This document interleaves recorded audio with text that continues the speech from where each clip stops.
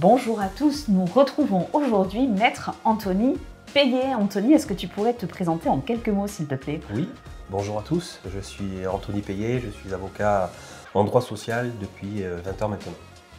Et avec Anthony, nous parcourons sur cette rentrée des questions spécifiques, pointues de droit qui peuvent apparaître dans le cadre de relations humaines dans l'entreprise. Alors aujourd'hui, Anthony, j'avais envie d'aborder un cas avec toi. C'est une personne qui est venue me voir lorsque j'étais en formation, qui est manager et qui me dit, écoute, je suis très embêtée parce que je viens d'avoir un enfant, il s'agit d'une femme, et ma patronne souhaite que je reste après 17h45. Je fais la demande de partir plus tôt que ce que je faisais précédemment pour pouvoir aller récupérer mon enfant et elle ne souhaite pas. Elle me dit, il y a un minimum d'horaire à faire en tant que cadre. Est-ce que ça se justifie?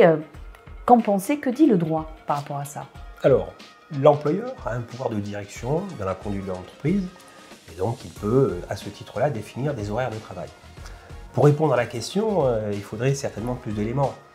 Tout dépend du statut du cadre. Est-ce qu'il s'agit d'un cadre intégré, c'est-à-dire un cadre qui suit l'horaire collectif de travail?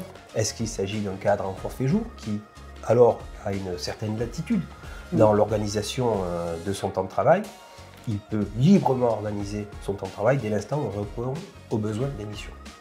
Et ensuite, il y a, de manière, je dirais, beaucoup plus rare, les cadres dirigeants qui, eux, sont soumis à aucune législation sur la durée du travail, uniquement celle des congés payés. Donc il faudrait, pour répondre plus précisément à cette question, savoir quel est le statut de la personne. Alors, cette personne était justement au forfait cadre. Dans ce cas-là, qu'est-ce qui justifie qu'on puisse partir à 17h45 ou pas?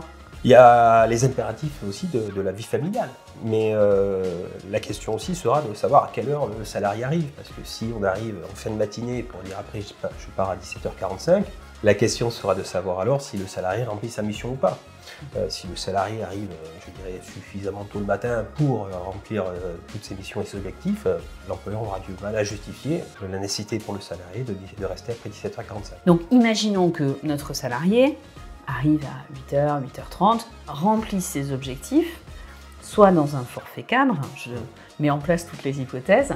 Dans ce cas-là, face à ce type d'objection, est-ce qu'elle peut réagir? Est-ce qu'elle peut se rebeller? Que faire? On peut bien entendu réagir. De toute façon, déjà, le salarié a un droit d'expression en entreprise, donc il a son mot à dire, il peut dire des choses. Maintenant, il y a une réponse juridique, il y a une réponse pratique. L'employeur, s'il veut prendre des sanctions, quand même elles seraient injustifiées, il les prendra, ces sanctions. Donc la réponse sera malheureusement après uniquement judiciaire. D'accord. Donc dans un premier temps, peut-être pour elle de consulter son service RH avec son manager et de voir s'il y a une solution qui est possible. Je pense que la première des réponses est toujours pratique avant d'être juridique, c'est-à-dire essayer de trouver une solution qui satisfasse tout le monde de manière raisonnable. Merci beaucoup Anthony Payet. Avec plaisir.